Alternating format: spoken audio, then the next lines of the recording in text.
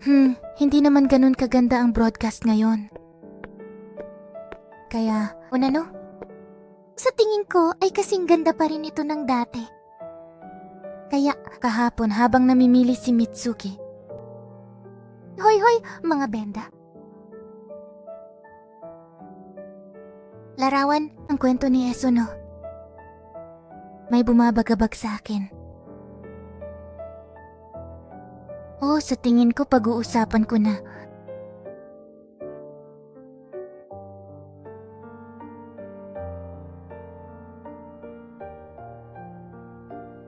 Anong problema po? Ako, dadaan ako sa Aogami Shrine at saka uuwi. Hala, naku po.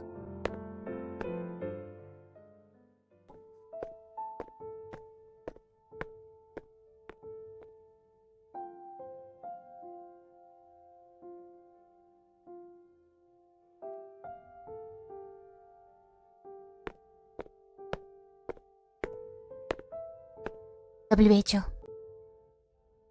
May tao ba ron? Ako, mga ngipin. Wala akong magawa. Ang boses na ito. Shinomiya-san? Bakit ka nandito? Matagal ko na itong naalala. Alam mo ba talaga? Ang mundong ito. Peke ito. Ano ba ang nangyayari sa akin? Sa totoo lang, ayokong mapansin.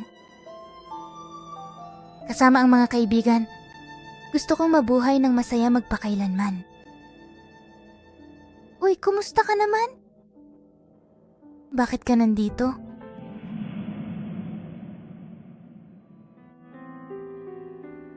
Ito na po, heto. Bakit kaya napakaraming mga halaman dito?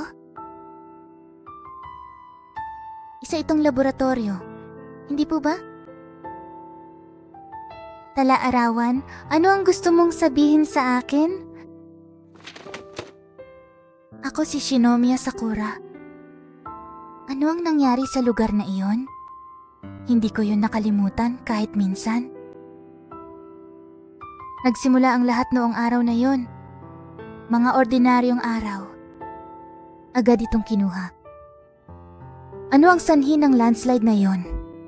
Ito ay sanhi ng patuloy na pag-ulan at pagkalbo ng kagubatan sa Aogamicho.